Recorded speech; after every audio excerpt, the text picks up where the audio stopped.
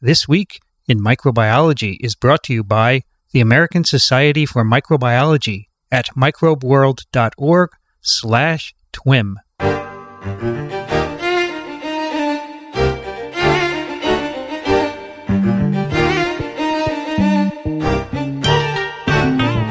This Week in Microbiology, episode number 59, recorded on July 2nd, 2013. Hi, everybody. I'm Vincent Racaniello, and you are listening to TWiM, the podcast that explores unseen life on Earth. Joining me today from the Medical University of South Carolina, Michael Schmidt. Hello, Vincent. Good to be with you today. How have you been? I've been good. No traveling? No traveling. That's always good. Since the last time when we were on the air together when I was in D.C. So I've actually gotten caught up, which is an amazing task. Yes, usually you never catch up. No, and fortunately, but this morning another review came in, another papered review came over the transom, as it were. And that's okay. So I'll bet it's really hot and humid down there. Actually, it's pretty mild in terms of temperature. It's only in the low 80s to mid 80s because the sun has been hiding behind the clouds, and it's, every 20 minutes or so the heavens open and it rains, and then the sun comes out and it warms up and gets a little steamy, and then 20 minutes later it rains again. Well, it's been raining on and off here for a few days, too. It's currently 26 degrees Celsius and really cloudy. Humidity 79%, pretty humid up here. That's not too bad. 26 is actually comfortable, but you feel a little clammy. I don't mind. I like humidity. Yeah. Some people hate it. I don't mind heat. I don't mind humidity. I'd rather be hot than frozen. This is true. This is very true. But people have different desires. Well, it's you and me today, Michael. What do you think about that? We're going to miss Elio. He's off in Boston at a reunion, and we wish him well on his adventure in Boston. He'll probably come back all fired up and have 20 Small Thing Considered columns written. It's good. Yeah, I understand it's the 50th anniversary of his department there at Tufts. I think that's what he said the last time we spoke. Yeah, a number of people. I know Michelle Swanson is there, and I'm sure they have a bunch of people, former people, going to celebrate. That's always nice. 50 years. I guess this department's 50 years, more than 50 years old, but nobody celebrates it. Nobody celebrates it. No. Need to have someone take the horns. The problem is there's not a lot of continuity. So, we have a relatively new chair, so it's not going to celebrate 50 years. No, and I think that's, Elio was at Tufts for a long while, and he really added to the flavor of the to community in Boston, really enriching it. And so I think it's good, and to look at where the people that were there as graduate students and postdocs and even faculty who have moved on and what they're doing. It's always good to sit back and reflect, and 50 years in this business is an eternity because of how quickly our discipline has advanced in the last 50 years. Can you imagine what's happened in 50 years? I just think going back 10 years, the microbiome wasn't even a word. Yeah.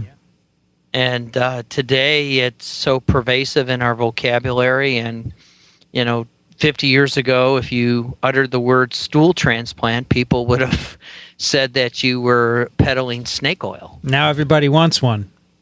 Well, a lot of people want one.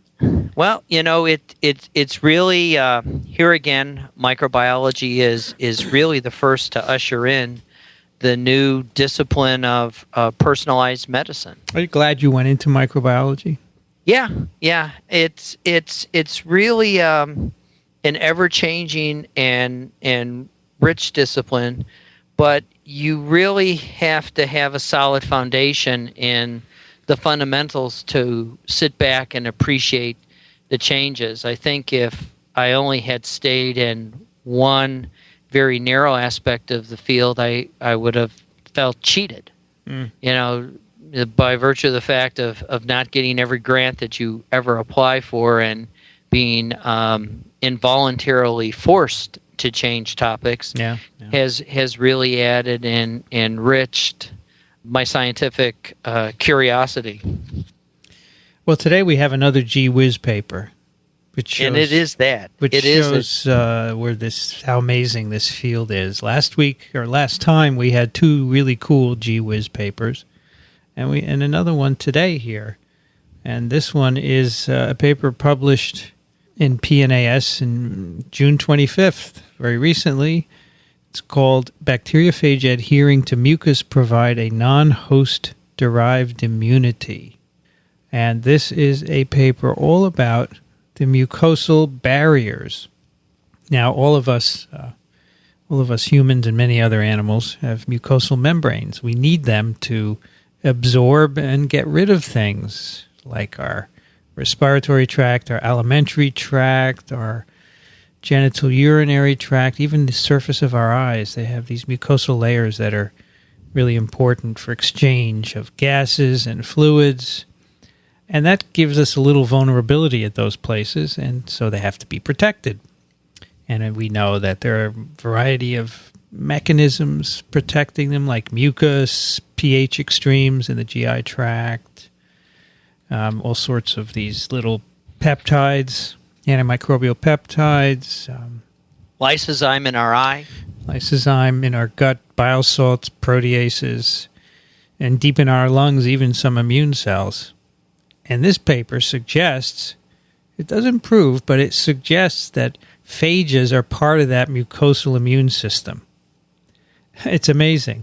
The most abundant entities on Earth might be good for us. and you know, it's really remarkable. One, I spent about 6 years working on phage therapy for the development of an ethical pharmaceutical, and I often wondered to myself as I was going to visit the sewage treatment plant to get a water sample, because that's where you get really good phage, is from the sewage treatment plant. You'd go and your goal was not to fall in. And when you're going down to dip and get a 5-gallon bucket of water to really get the diversity of phage, I often wondered, how they all got there. And this paper will actually offer us profound insight. And because one of the things about mucosal surfaces is they're constantly sloughing. You only have to appreciate this every morning when you wake up and you feel that crust at the corner of your eye, as the mucosal layer during your REM sleep, when your eye is moving really quickly, it's moving those fluids back and forth. And, they leak out of the corners of your eye and they form that wonderful crust, or sleep in your eye, as my mother used to refer to it. That's great. And, that's why, as we go through the story, you're going to figure out why the sewage treatment plant is such a great place for phage. So the story begins with the finding of not too long ago that phage genomes, particularly double-stranded DNA phages, encode immunoglobulin-like proteins. Now, immunoglobulin-like protein, as you might guess from the name, was first discovered in antibody molecules, immunoglobulin molecules. It's a specific kind of protein fold, and it's since been found in many other proteins of all sorts, and it seems to be really good for protein or protein ligand interactions. So the antibody Ig domain binds antigens. The receptor we found in my lab years ago, the poliovirus receptor, has immunoglobulin-like domains, and those are the domains of the protein that interact with poliovirus. And there are tons and tons of other proteins. They were thought to be mainly eukaryotic, and then they were found in phage genomes. And these authors say, so these seem to be dispensable for growth And they're also really good at recognizing lots of different ligands. They have a lot of hypervariability because of sequence differences. So they said, maybe these have a role in the immune system. Let's check it out. So anyway, that's how they present it as why they looked at this. So they start by sampling mucus from a wide range of organisms, including sea anemones, corals, polychaetes, teleosts, and then they go to the human gum. They swab out some mucus from the gum, and then the mouse intestine. And they ask, what's the ratio of phages to bacteria in the mucus? And what they find is that it's usually higher in the mucus than it is in surrounding areas. So, for example, if there were sampling sea anemone, they would sample the seawater just above the anemone. And there they would find the phage bacteria ratio much lower. So in mucus, there seem to be a lot of phages to bacteria. And we're not talking a percentage. We're talking a fourfold difference. So you don't need to be a fancy statistician in order to appreciate that the phage are truly there. Right. And that difference may not have impressed some people to go on. Who knows, right? Fourfold, some PIs would say, nah, it's not worth your trouble. But they said, why are these phages in the mucus? So then they turned to a model system, which is what they used for the rest of the paper. They used the famous bacteriophage T4, which is a phage with an icosahedral capsid and double-stranded DNA genome. And they use cells in culture, eukaryotic cells in culture, that are known to produce mucus. Now, mucus is, of course, one of the protections of our mucosal membranes produced by cells in the epithelium. The major component in mucus are glycoproteins called mucins. And these are chains of proteins with lots of sugars covalently linked to them. And there are many, many different sorts of these in big variety. They're always made by the mucosal cells, and then they're sloughed off continuously. So they have cells in culture that make a mucosal coating, and what they find is that the phage would stick to these cells really well, and if you took the mucus off the cells, you could take it off chemically, or you can use cells that don't make mucus. The phage aren't adhering as well, right? So mucus on the cultured cells, the phages like to stick to them. And these are very simple experiments where you add phages, and then you just titrate the number of phages that are stuck or released. So where are these immune globulin-like proteins located on the phage? So they're typically on the capsid of the phage. And in particular for T4, there's a protein called HOC, H-O-C, which is in the capsid. I think there are 155 copies of HOC protein on the phage capsid. So it really wants to then stick to this mucin glycoprotein layer. That's the idea. And the idea, of course, is evolving that. This is how the phage is sticking to the mucus, and we'll get to that experiment in a moment. The next thing they do, which is pretty cool, is they show if you add bacteria to cultured cells, the bacteria will adhere to the cells and they will sometimes kill them. But if you have phages in the mucus covering the cells, it reduces the adherence of the bacteria and the ability of the bacteria to kill those cells. And so you need mucus for this. If you take mucus away from the cells and add phage and then bacteria, the cells will die because the bacteria get in. But if you allow there to be mucus on these cells, the phage are apparently protecting the cells from bacterial attachment and replication and killing the cells. And they do a cool experiment, which brought me back years. They use a mutant T4 phage, an amber mutant. Oh, yes. Which it has a defect in lysing E. coli, which is the host of T4. And they find that the antimicrobial effect of T4, again, sticking to mucus on cells and protecting the cells against bacterial invasion, is far reduced if the virus cannot kill the E. coli.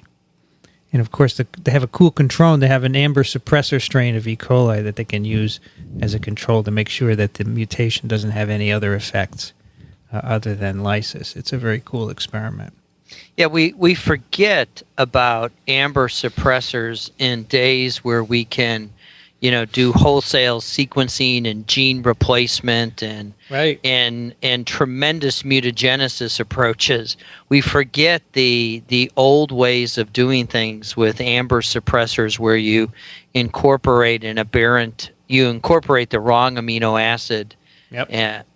In a stop codon. So the phage has this mutation. It's a stop codon, an amber stop codon, which disrupts its ability to lyse the host. So if you infect a wild-type E. coli, that T4 phage will not kill it. But if you infect a suppressor strain of E. coli, which can recognize the stop codon and put an amino acid in, that will be killed by the mutant phage. So they do the experiment with both, and they show that you need lysis and mucus to protect the cultured cells against lysis by T4. And that's just such an elegant, clean experiment. It's beautiful.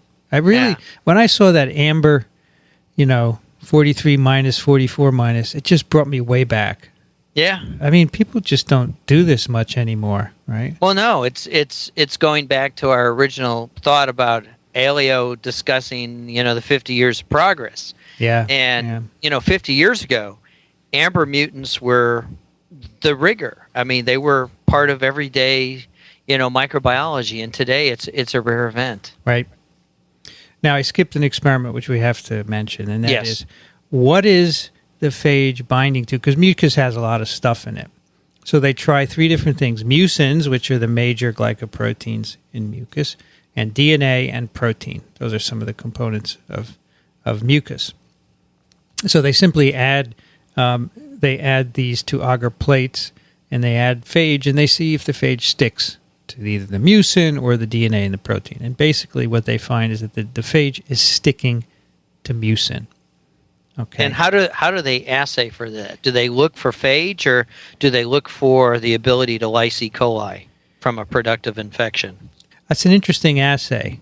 So they have agar plates, and they coat them with either mucin or DNA or protein.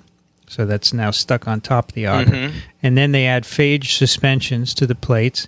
They incubate them so they can stick to either the mucin or the DNA and the protein. And then they wash it off and then simply put an overlay of E. coli on top. So it's a biological assay, so you're looking for activity. Yeah. So you know that you still have true active biological material. That's right. Adhered to the plate. So if the phage is adhering to the mucin, you get a lot of plaques. But if in the case where they add a DNA or protein to the agar, there's no adhesion, or very low, so you get very few plaques. It's really very nice. It's great in this era of high throughput sequencing. It's really great. And this is important for their model, because at the end of the story, this is a spoiler alert, at the end of the story, they're arguing that the phage stick in this mucus layer, and they serve as, if you will, a first-line defense against invading bacteria. And so it's effectively, just sitting on your mucosal surface, waiting for the bad actor to invade, and then it's like your primary form of a shield. Yeah. And the microbes, the bacteria in this case, literally interact with the phage, and the net consequence is if the microbe is susceptible to this particular phage, they die. Yep. So then the question is, all right, the phage is binding to mucin. What part of the phage? And this is where the IG like proteins come in. And as we mentioned before, T4 in the capsid has a IG-like protein called HOC. And of course, they have a HOC minus mutant. Of course. And so they take that mutant and they say, can this stick to mucin? And they use a very simple assay. They coat agar plates with either mucin or DNA or protein. They add the HOC plus or the HOC minus phage, and lo and behold, the HOC minus phage does not stick to the mucin. And this is one of those cases where I think it's important to know what the abbreviation HOC stands for, and it stands for highly antigenic outer capsid protein. Right. Which is probably how it was first discovered, right? Yeah. If you inject T4 probably into rabbits, you get lots of antibodies against this protein, and they said, well, we're going to call it highly antigenic outer capsid protein. Yeah. And then subsequently, when the genome was sequenced, at some point it was figured out that it was an Ig-like protein. So the phage, at least T4, sticks to mucin via this Hock protein, which is an Ig-like protein, on the capsid. And I found a very nice image. I'll put a link to the paper in the show notes from a paper of Michael Rossman's showing the structure of the T4 capsid, and they've colored Hock protein in yellow. And you can see they stick out like protuberances from the capsid. So they're really sticking out there. It's quite interesting. All right, so the phage T4 is binding mucins via this Ig-like protein. And this is pretty neat because my understanding is you can delete these Ig protein genes in a variety of phages, and they don't really have any effect on replication. So this is consistent with that. Here's a specific need for this in binding to mucin, which you wouldn't pick up by just growing the phage in a host. The last experiment they do is kind of a more modern day experiment. Yeah, I give you that. Right? We're moving away from amber and Hock mutants. Yes. They have an array of glycans. So basically, everyone probably knows what microarrays are there. They can be arrays of DNA put on glass slides, thousands and thousands of, say, different DNAs, and then you can hybridize sequences to them to find out what you have. In this case, they have slides with an array of glycans. That is sugar, different proteins with sugars on their covalently linked to them. And there are lots and lots of these. In this case, they had 610 different mammalian glycans.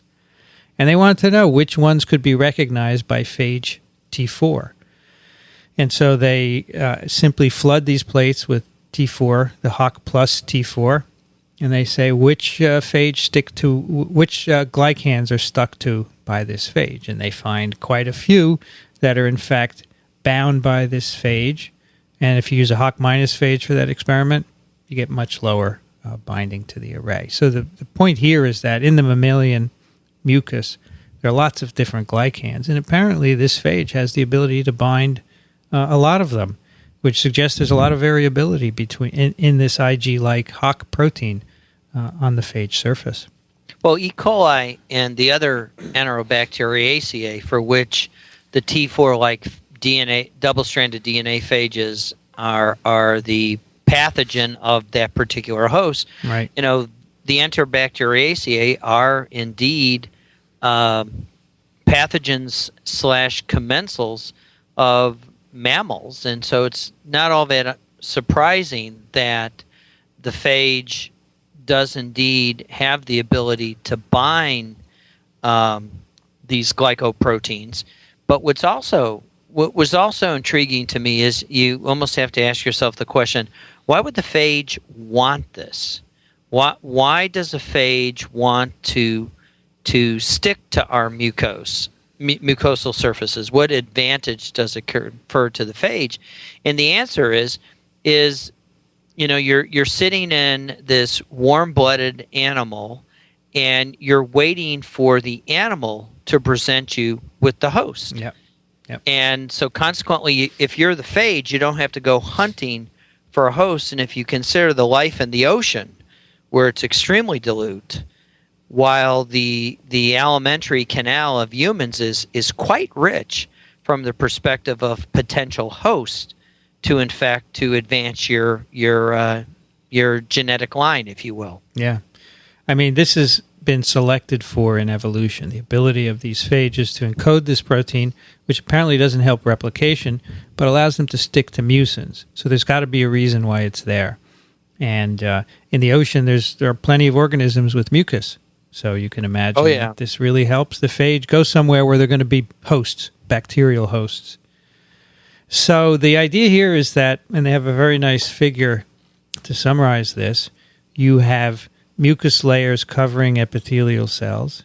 The phages are stuck in the mucus by virtue of this Ig-like proteins attaching to mucins. And they mentioned that a quarter of the DNA phages whose genomes have been sequenced appear to encode these Ig-like proteins. And the phages just sit in your mucus, and then when a bacterial host comes in, the phage attaches and lyses it. So the phage get to replicate, and then you get a little protection from bacteria. Now, of course, there are no experiments in this paper which really prove this, that it's part of a immune system, right? No. There's just cell culture stuff, which is great, but the authors make this comment in the last sentence that the relationship shown here recognize the key role of the world's most abundant biological entities in the metazoan immune system. Well, I think that's a little overstated because they haven't done any experiments with a metazoan immune system. No, they're sort of reaching, and it, when you operationally define immune system, we're thinking of the adaptive arm of the immune system where we make an antibody to it or we have a cell-mediated response. This is truly a very old form of the innate immune system, where something from the environment is the host is exploiting to actually protect itself. And it led me to question, what's the selection pressure on the host to facilitate mucin to bind phage? There has to be some advantage to the host. And I think the answer is it probably stabilizes your microbiome to keep it in balance by effectively going after the bad actors. And by virtue of the fact that the Hock protein is a highly antigenic and it is subject to variability, you almost have to ask yourself the question, do humans select one flavor of tea, even phages, over another species? The best example I can immediately think of is Salmonella typhimurium in mice, which is extremely pathogenic in mice and not so much in humans, whereas Salmonella typhi is extremely pathogenic in humans and not so much in mice. And you begin to wonder if that's what the natural selection on the host part, and whether or not our mucin or the glycoproteins that we are manifesting in our mucosal surfaces if there's some coordinated give and take between the phage, selecting out the right phage that will bind based on the flora that you need in order to be fit.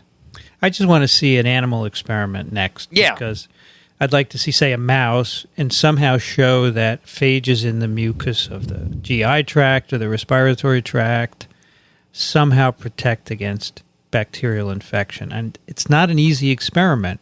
Oh, no. Right? You can't just take away mucins, because then you can argue that any effect you see is due to something else. You could add specific phages. Let's say you wanted to use a mouse model for, salmonella infection. Would that be good? You'd have to use a salmonella phage. You'd have to put it in the mucus of the mouse.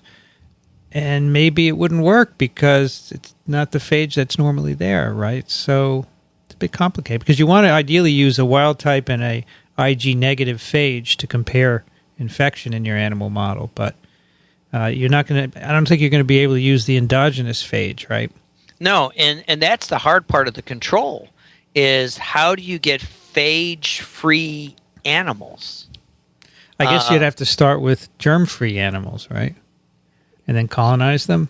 Yeah, but, the problem is, the definition of sterile food, it just means it doesn't grow bacteria. Yeah. It doesn't necessarily mean it does not grow phage. And to the best of my knowledge, our animal folks don't actually check for phage in food. Mm-hmm. And, phage are indeed ubiquitous, and they are, extremely inert and robust. They can sit for a long period of time. And it leads me to think, if you're really thinking out of the box and being able to protect things, this is worthy of developing a phage prep that you could almost inhale to protect you against tuberculosis challenge. Whether or not our ciliated cells that have mucus as well, not the mucus that we have in our gut, but they are similarly coated. If we could somehow, coat them with the right TB phage to effectively take out tuberculosis, and whether or not that's a better approach than trying to come up with a tuberculosis vaccine. So there's a lot of really neat things, but I think as you said, Vincent, we first need to demonstrate an experiment that shows that the phage do indeed function as a protective layer against a challenge. So I guess we could challenge them, effectively feed the animal a dose of phage that we know will protect it against challenge. But the other problem we have with phage is, we learned the very simplistic lytic life cycle when we're first learning about phage.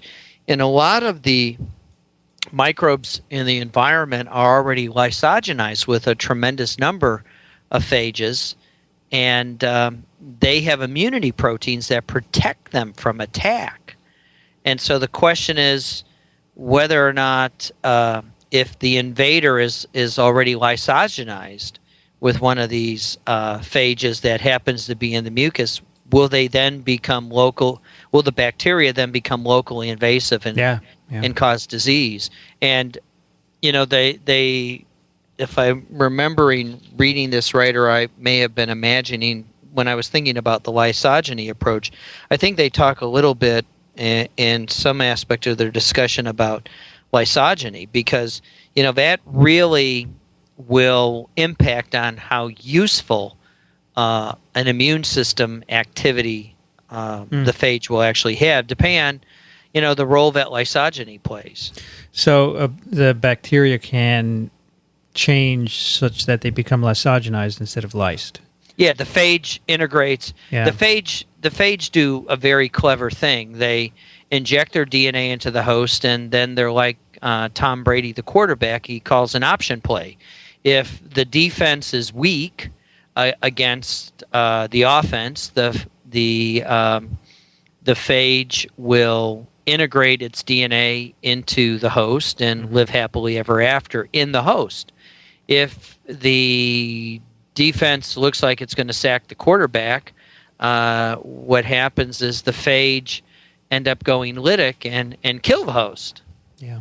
And so this dynamic between lysogeny and lytic, the lytic lifestyle is really, I think, what they're really going to have to tease apart in order to understand how important the bacteriophage are in serving as a component of the innate immune system. Is there something we could be missing here? Could the presence of phage in mucus have some other role, not just lysing bacteria? They could be occupying a site because, again, the question is, how are the adhesins associated with the microbes interacting with the mucosal surfaces? Yeah. I mean, this is the emerging area of the microbiome and really setting the stage of how the microbiome is actually maintained in a host. Because remember, our flora is transiting. That's why we can take stool samples and actually determine what the microbiome is because it's constantly being renewed. Mm-hmm. I mean, it's not a static reservoir. I mean, it's constantly undergoing renewal. And maybe the phage are the check that keeps the microbiome in balance because, the whole issue of lysogeny, the very famous work of Mark Potashny, with his very famous book, The Genetic Switch, about phage lambda, there's always a K on and a K off of that repressor molecule. And occasionally the repressor doesn't sit and you end up going down the lytic path. every so often. And these are all populations. I mean, we have a very large population of bacteria in our gut. And, maybe this dynamic equilibrium between lytic and lysogen is actually facilitating the dynamic that we need to maintain a healthy microbiome. And, the phage biome is something that I think now this paper, the fact that we have established an argument that it could be a component of the innate immune system, we now have a reason to ask the question, what is the complexity of the phage biome of, pick your favorite environment, whether it be the alimentary canal, whether it be the gum line, and ask yourself the question, how many are there? Who are their targets? And then we can ask the questions about lysogeny and all the other wonderful things, and then begin to tease apart this elegant model of, the mucin capsid protein dynamic and the phage receptors that are interacting with the phage host, the bacteria, are sort of flapping out in the breeze. I guess it's important to know specifically the phage biome of mucous membranes, right? Yeah. Of mucus, and not just stool, because that No, you don't want stool. You want the mucosal surface. And so that means punch biopsies where when they went out and were going after sea urchins and the cordytes and, where they could actually get the slime off. Yeah, that was easy, right? Well, with the mouth, you can just swab it off, right? Right.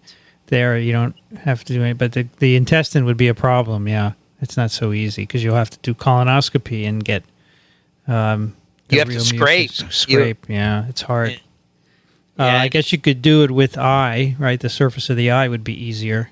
Yeah, but that's less microbial rich. Yeah. But that may be the easy experiment to start with. Maybe mouth is good because that has a lot of microbe, right? Yeah, it's high. The only downside to the oral cavity is they're principally anaerobes, and those are a nightmare to culture. And you just want the phages initially, see what's in there, yeah, and see if you have some changes with disease states, oral diseases of various sorts, and are the phage populations altered as a consequence? Well, we know from periodontal studies that just the plus or minus smoking, you have a very different flora in the oral cavity, just plus and minus smoking. Yeah. And then we have the people who use oral tobacco products. That creates a very different environment. And just imagine the phage that are coming in with those oral tobacco products. Yeah. It gives a whole new meaning to inoculum.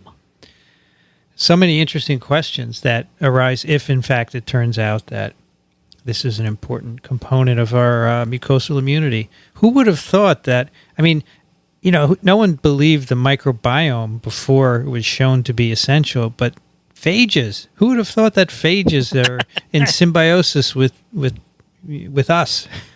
Well, just imagine the next time you go on holiday to a foreign country, and we all worry about acquiring traveler's diarrhea. And many people maintained for many years that it was because you're ingesting phage in the water supply, because most developed countries maintain their water supply is potable. But no developed country is arguing that their potable water supply is free of phage. Right. And so the question is, are the phage then disrupting us, causing us the traveler's diarrhea? Is there evidence for that? I have heard discussions, but I haven't done the hard target look in the literature and see if anyone's actually looked.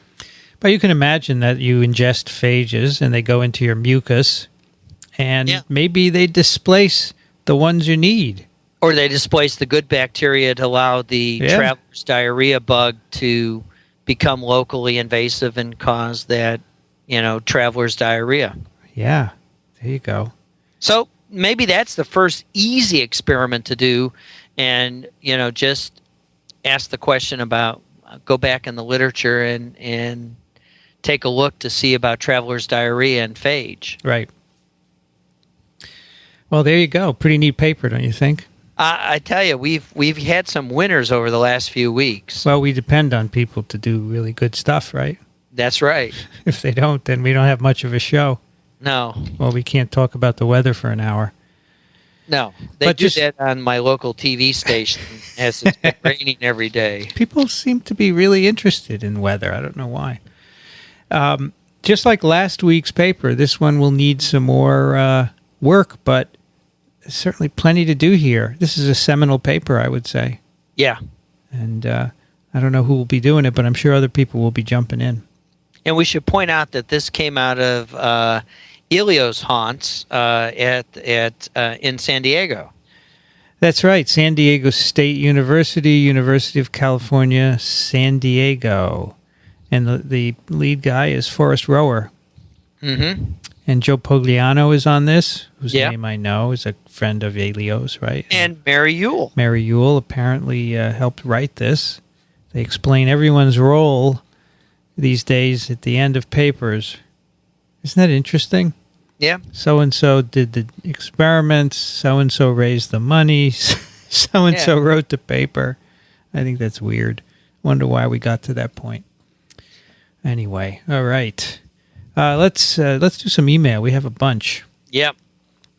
First one is from Oscar, who writes, "This is the greatest TWiM ever." Which one was that? He was referring to number 58, last week's. Oh, that was so cool. He said, "I've always been interested in evolutionary complexity, and for the last 7 years or so, I've been unable to think of evolution in terms of traditional survival of the fittest on an individual level. At first, it just seemed too simple.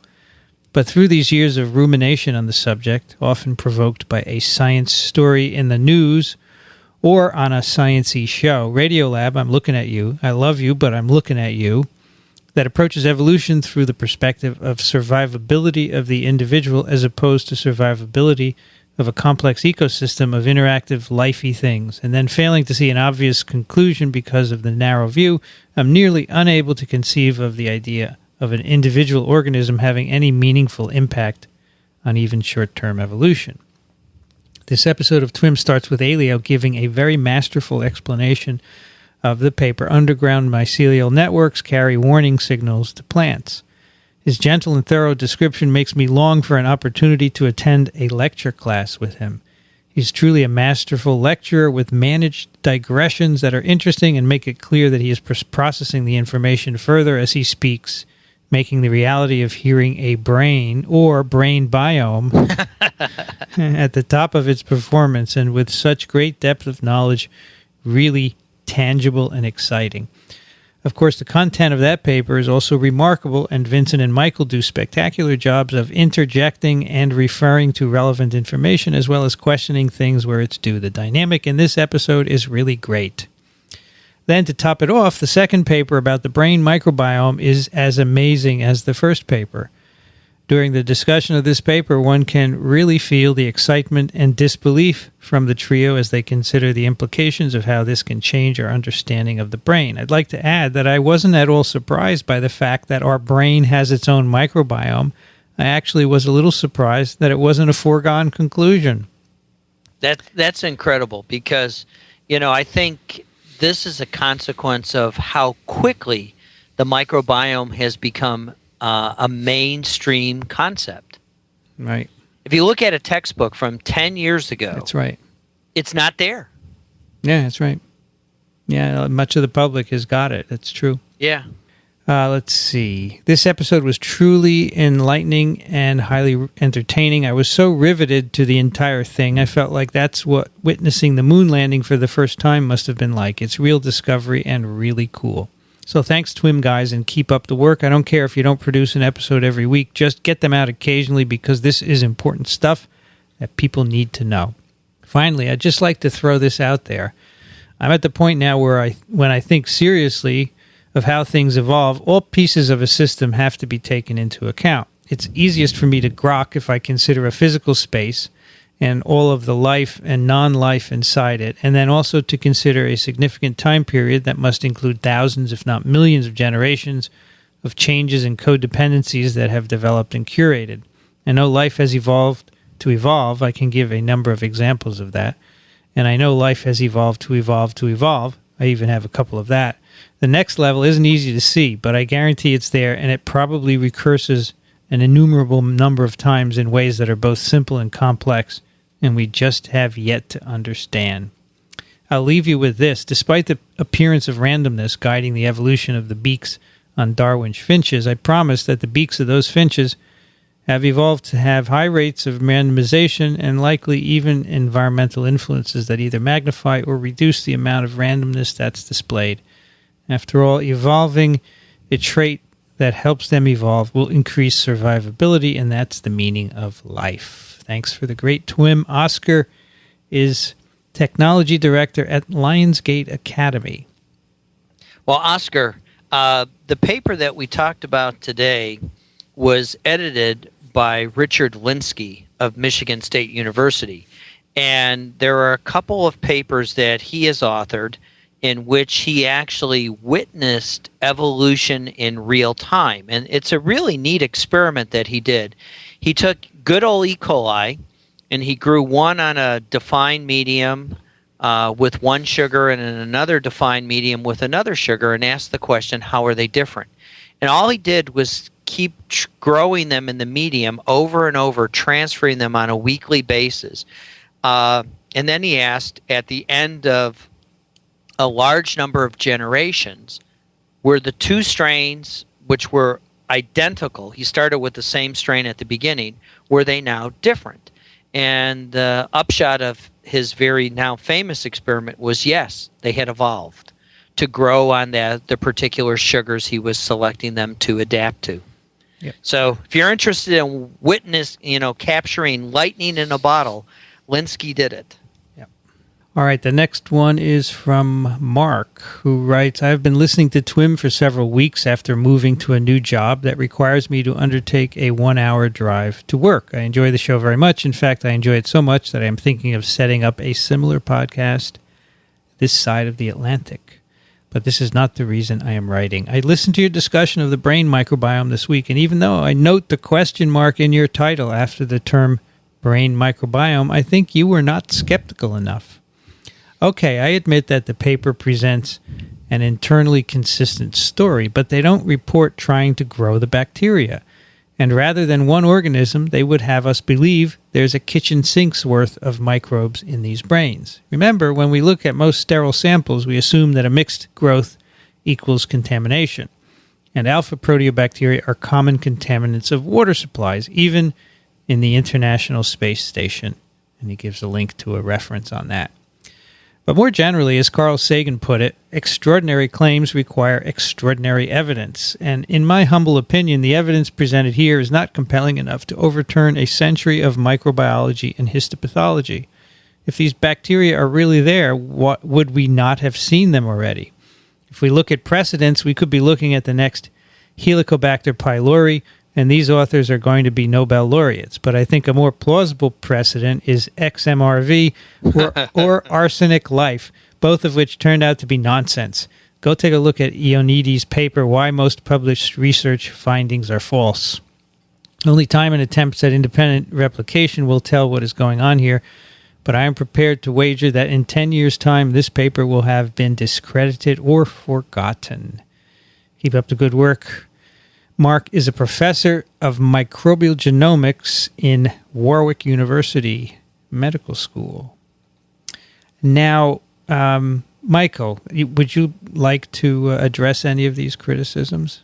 Well, we, as we, I think, talked about during the episode, we asked about culturing them as well. Yeah. And, it's the problem that oftentimes, unless you grew up in a laboratory environment where you actually cultured everything, you sometimes don't really know how to get the challenging microbes to grow.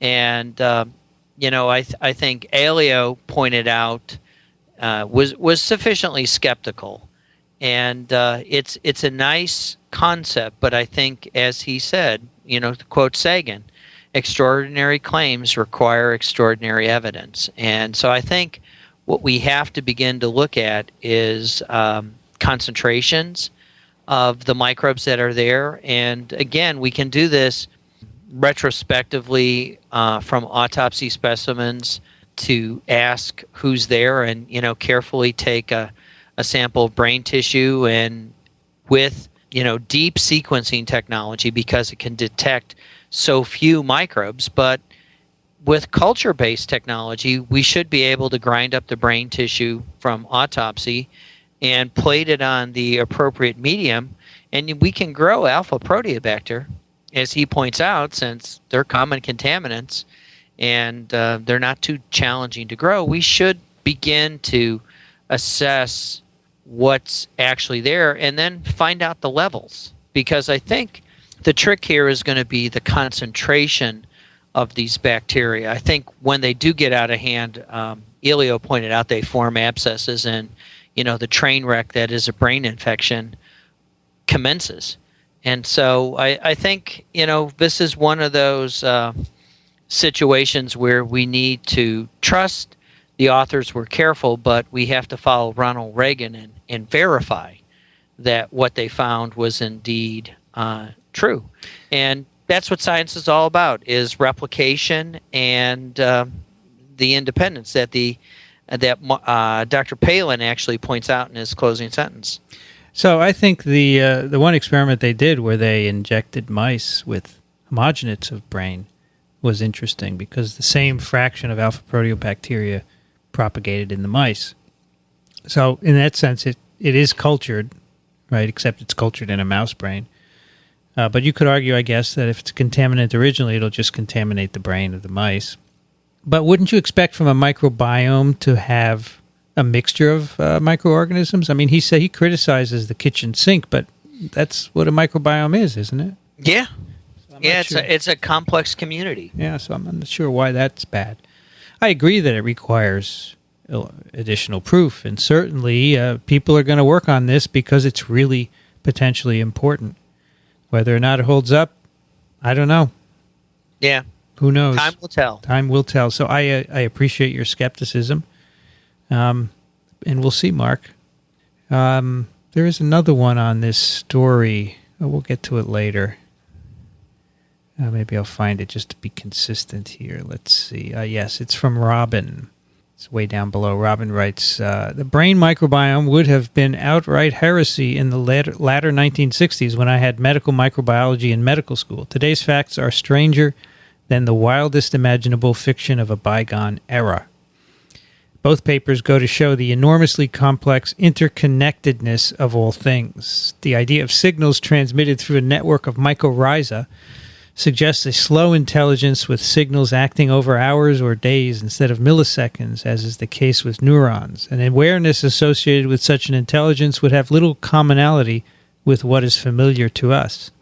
Even though chemical inputs equivalent to smell and taste, mechanical inputs equivalent to hearing and touch, and light inputs equivalent to vision could affect such a system, they would be so different that it may be impossible to form a concept of such awareness.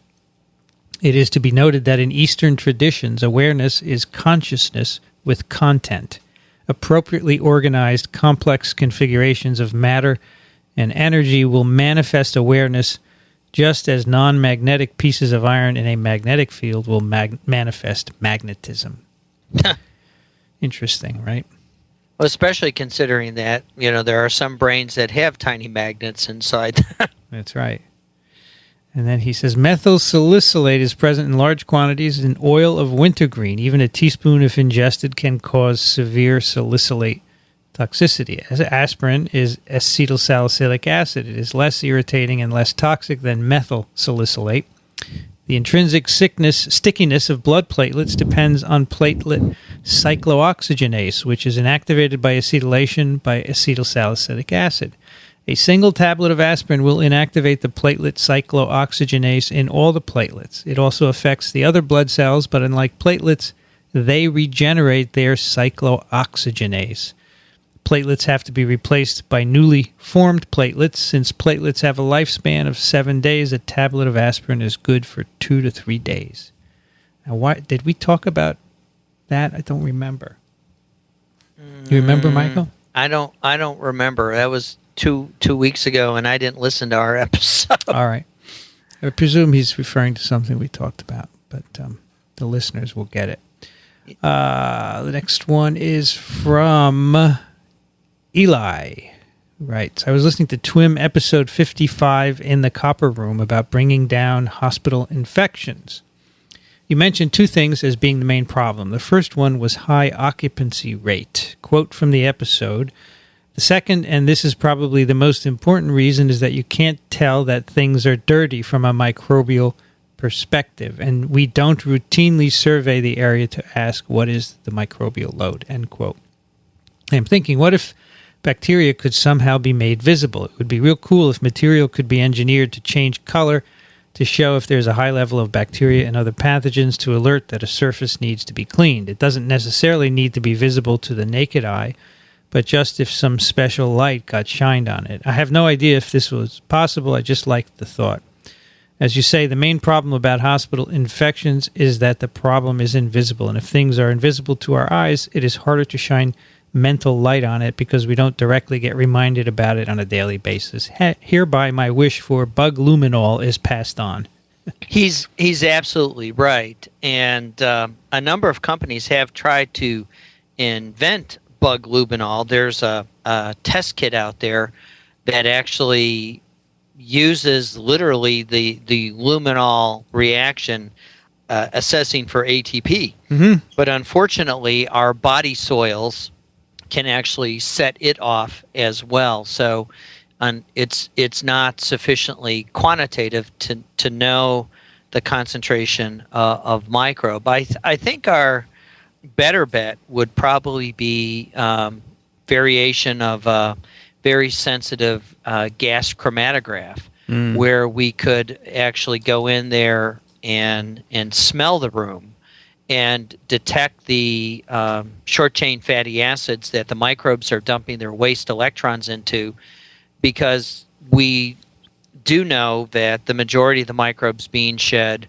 are staph and strep, and they do a variation of dumping their waste electrons into the short chains. Mm-hmm. And so we may be able to smell them before we could see them. You can do this experiment at home if you have teenage children, especially sons, that have a tendency to bring their dirty gym socks home, and you can sort of smell them out in the room, and you know the smell of dirty gym socks is actually attributed to the staphylococci that your body is shedding. And along with the other things that come off of teenage boys, the sweat and whatnot. And so consequently, I think as our ability to smell things, or even mass spectroscopy, where we could go in there and pull an air sample, and the trick is being able to do it inexpensively and then somehow quantitating it. And well, as you said, Michael, you can, even if you clean, though, in a few hours, you get recolonization, right? Yeah, they're back. So even if you had a monitor, a handheld sensitive monitor that could tell you the bacterial load on the bed rail, you'd still have to clean it, and it would still come back. So it seems to me that copper is really the solution. Copper is a extremely inexpensive solution to doing this, because its activity is continuous. Right. That's the trick. Next one's from Joe, who writes, hi, guys. I really enjoyed the discussion of PULs on the most recent episode of TWiM. Michael, what's a PUL? I don't recall. Because I don't know which episode he's referring to. Yeah, I mean, this could be an old email. PUL. So Elio would know all the acronyms. Yeah, because he hates acronyms. He's always making me define them. Yeah, now I can't remember. Anyway, I continue. I had a minor correction with respect to the discussion of the connection between diet and inflammatory bowel disease.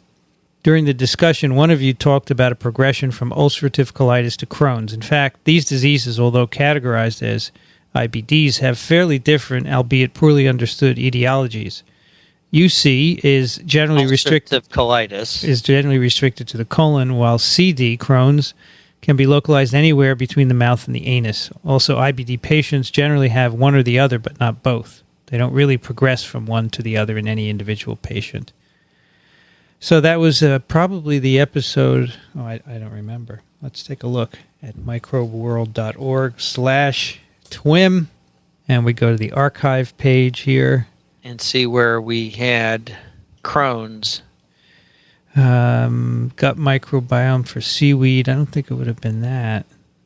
Dueling injectors in the microgenderome. Could it have been that one? Sex differences in the microbiome? Maybe. I don't know what PUL is. I'm really sorry. I Googled it and I couldn't. Can't get it. All right. Anyway, Joe, sorry about that. Joe is a postdoc at McMaster University.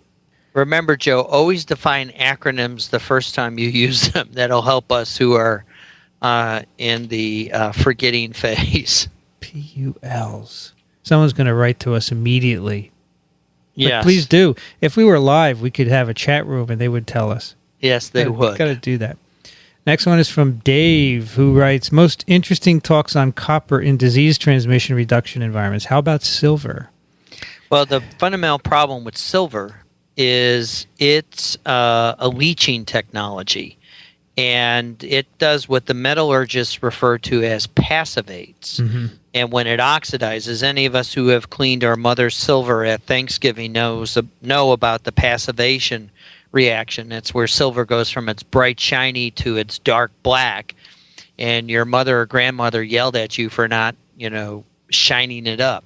Mm. And so it's a leaching technology, and you need silver ion, Ag+, which principally reacts with the reactive sulfhydryls of proteins and activating them, because the silver interacts with them and forms a covalent bond with the sulfhydryl. Mm-hmm. And it inactivates the protein, so it can't do what it's supposed to do, because the sulfhydryl group of the cysteine is, of course, often a component of the active site of that protein, or is involved in its folding. And so consequently, it can screw things up. So silver is a leaching technology. Typically, the way silver is applied to materials and fibers is it's applied with EDTA, and it leaches out over time. And in fact, there are silver catheters in the market. They're FDA regulated, and you actually leach out a level of silver at the catheter interface, where you actually develop about a 250 micromolar Ag level at that site, which is sufficiently microbicidal to prevent microbes from invading the catheter. And of course, catheter infections are, a substantial reason why there are bloodstream infections.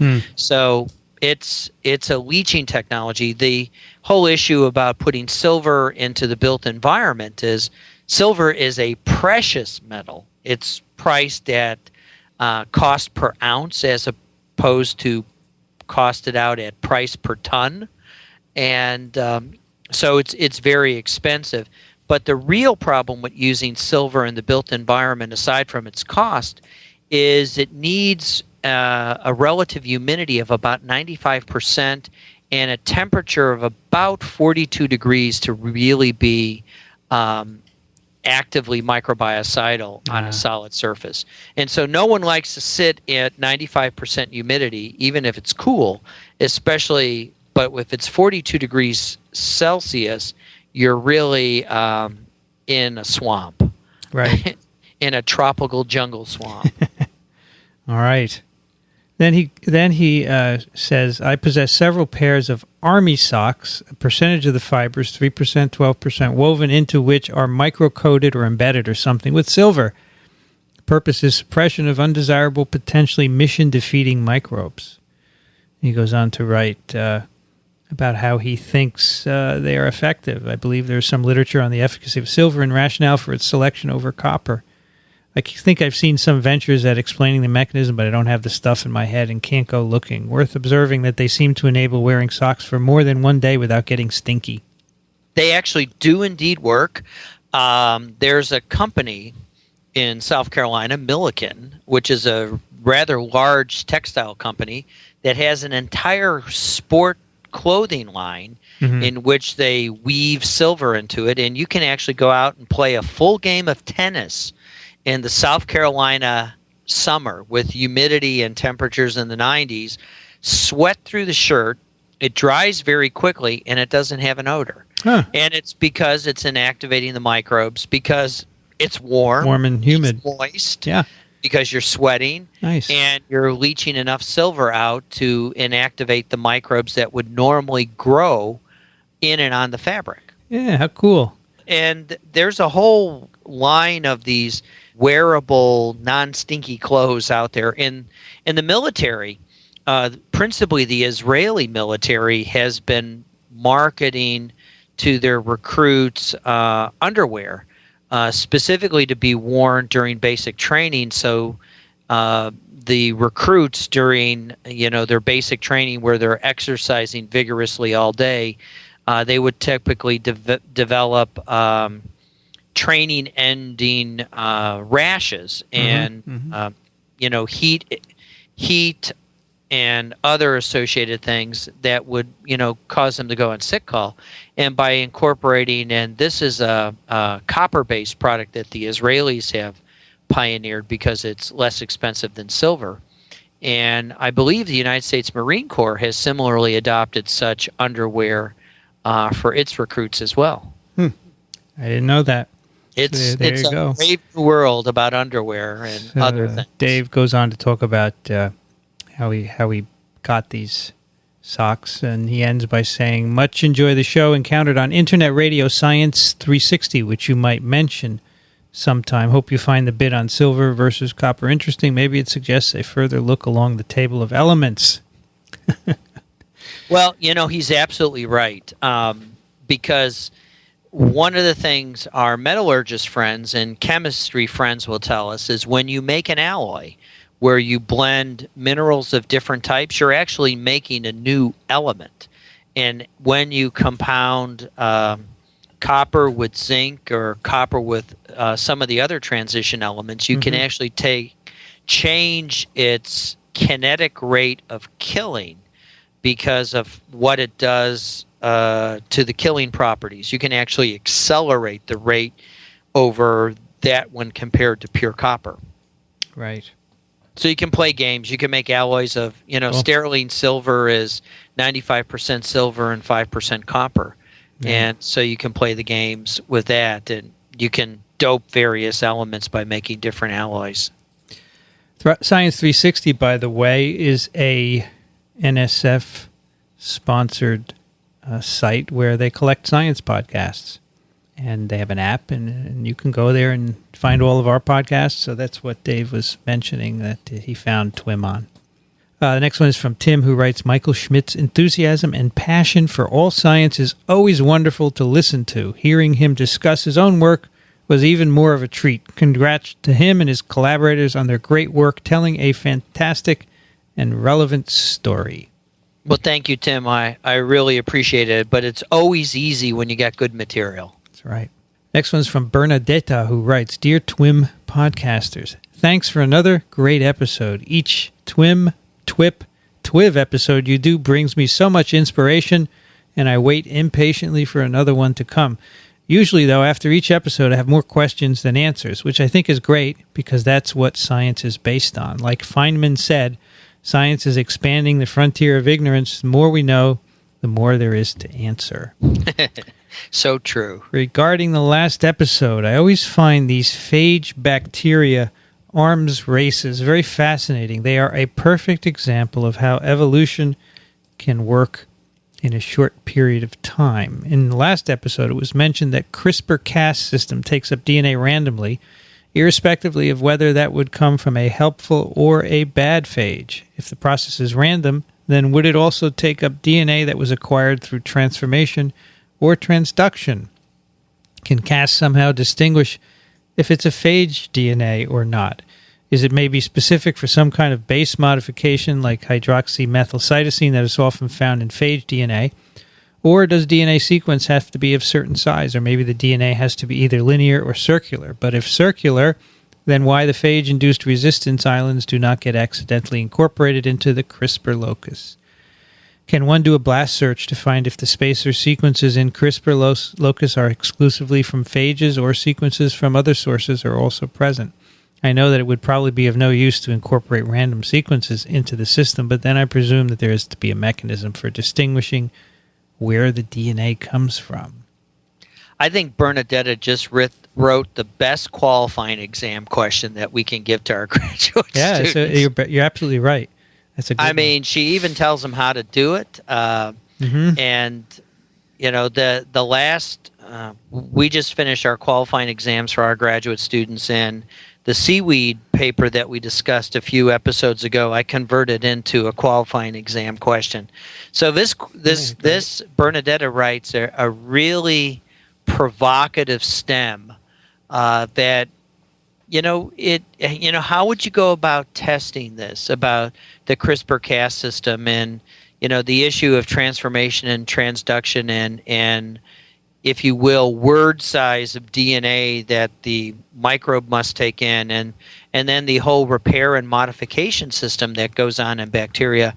It really is it's not just the molecular biology of CRISPR-Cas, it's really the whole biology of the cell in which DNA has to be maintained so that you can maintain the species while at the same time harvesting any good stuff that gets tossed over the transom. And I look at transformation, transduction, and conjugation as the good stuff that comes in over the transom, and you have to decide whether or not it's worthwhile to keep.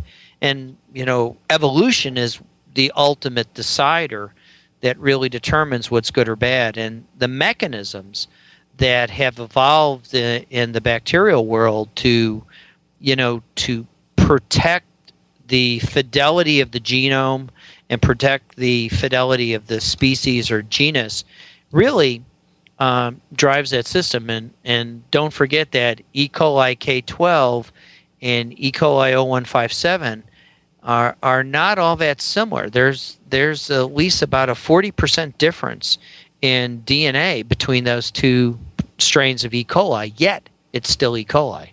So I sent Bernadetta's question to Andy Camilli, who was on that TWiM in Denver, and he says, as far as we know, the capture system is random.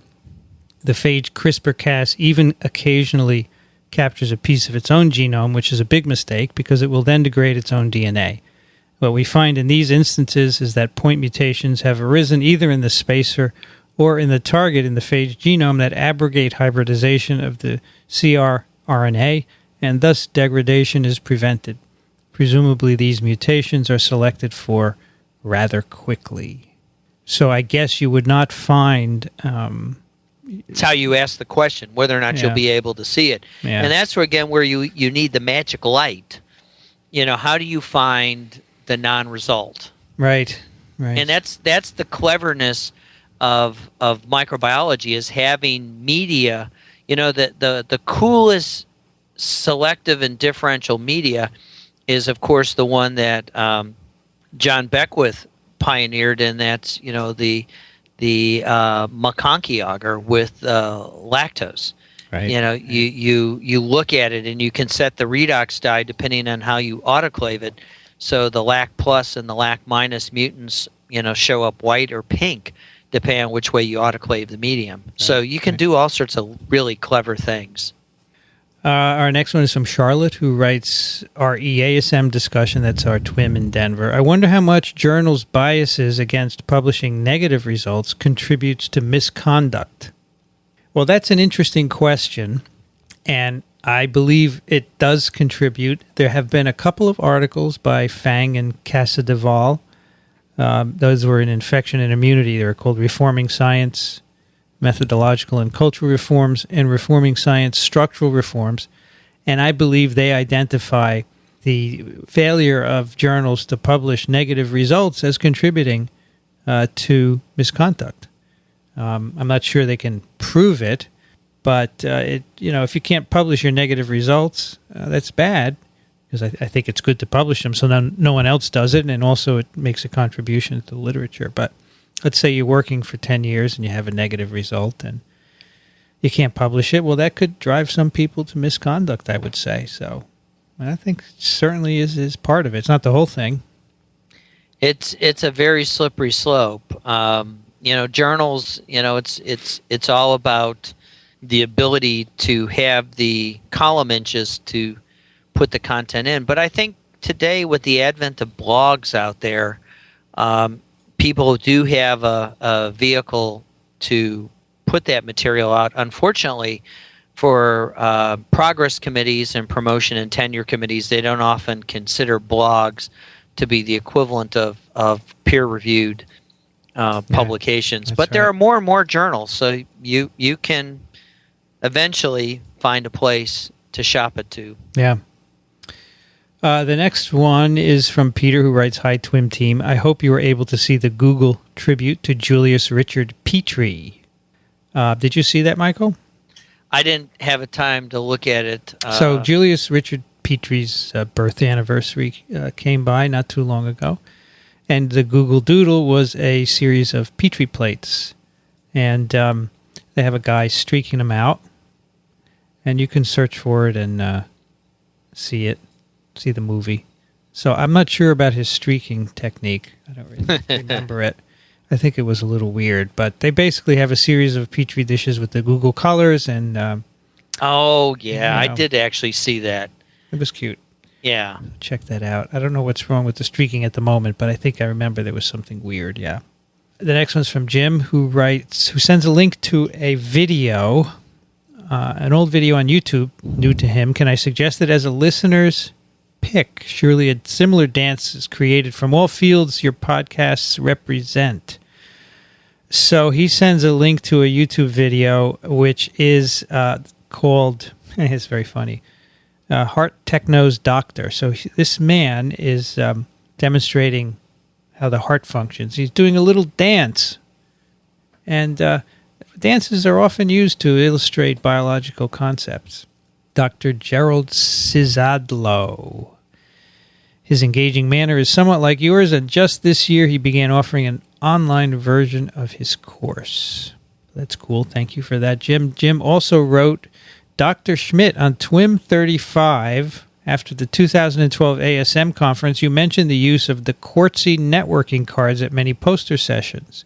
Did you see the cards used this year? Were they more prevalent, and were poster sessions as plentiful as last year? Have the cards stimulated any competitors? Cards were back. The posters were back big time. And again, more and more of the attendees were using the cards. And I think the cards were becoming more popular than people printing their posters, because often people had a little bit URL that was linking to their poster. So it was less expensive for them to, rather than going through the expense of printing a color poster and requiring to carry a magnifying glass, people were putting the bit URL, and you could download the poster onto your iPad or other tablet device and actually then blow it up and actually read it. So do the cards have your whole poster on it? No, they generally just have your abstract. I see, and then a link to something. Okay, you can put a little bit URL. Cool. So it was neat. P.S. TWiM 56 at ASM was awesome, just awesome. It's like listening in on a discussion between Einstein, Edison, and Feynman. All right, which one are you, Vincent? None of them.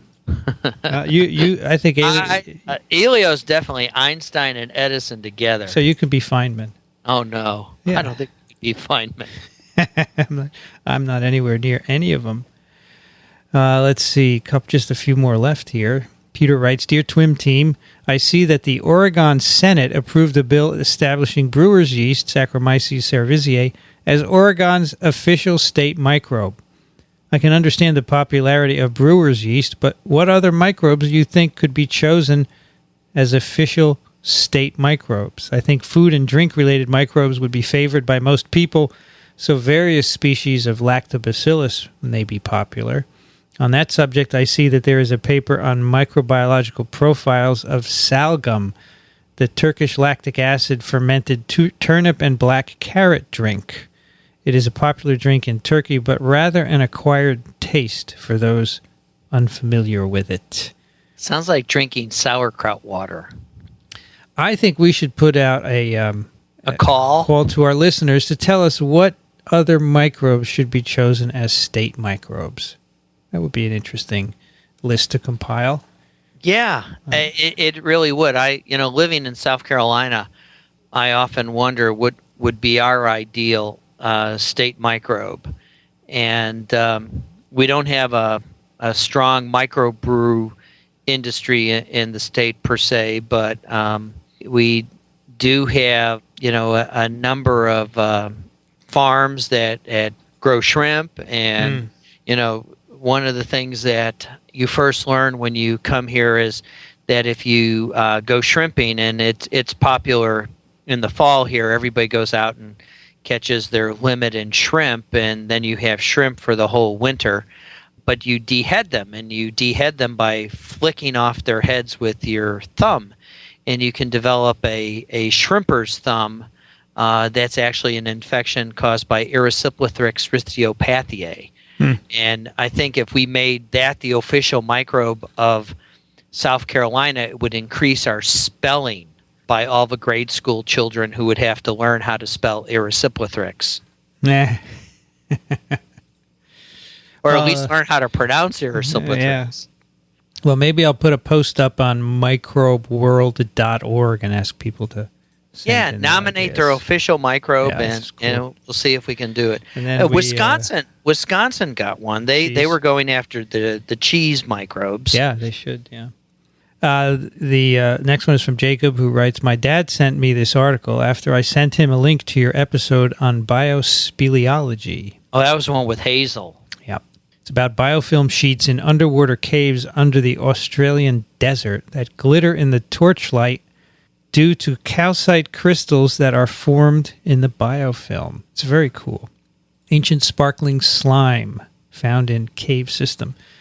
Scientists are trying to figure out how the slime made up of a community of bacteria and archaea can survive deep underground despite a lack of light and nutrients. Well, if there's a place, bacteria will grow there. Oh, yes.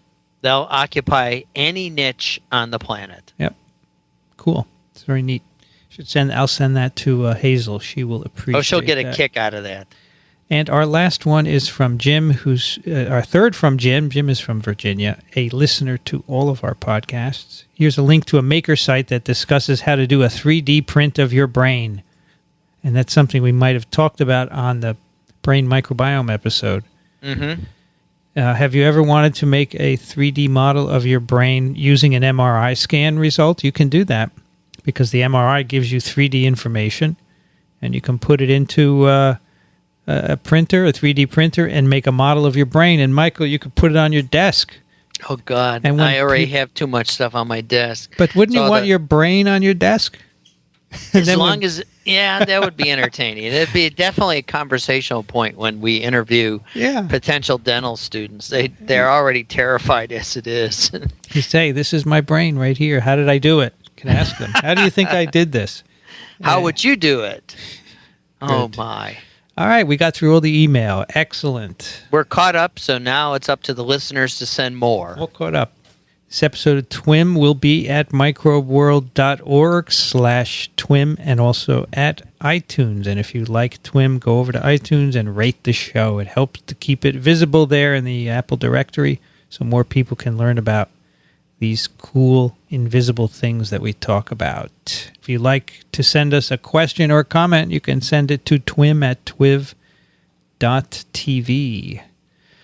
Michael Schmidt can be found at the Medical University of South Carolina. Thank you, Michael. Thanks, Vincent. It was a fun discussion, don't you think? Yeah, we missed Elio, but I'm sure he'll come back loaded for bear after he comes back from Boston, and he'll be raring to go. I'm sure. And I am Vincent Racaniello. You can find me at virology.org. I want to thank ASM, the American Society for Microbiology, for their support of TWiM, Chris Kandian and Ray Ortega for their technical help. The music that you hear at the beginning and end of TWiM is performed and composed by Ronald Jenkins. You can find his work at ronaldjenkins.com. Thanks for listening, everybody. We'll see you next time on This Week in Microbiology.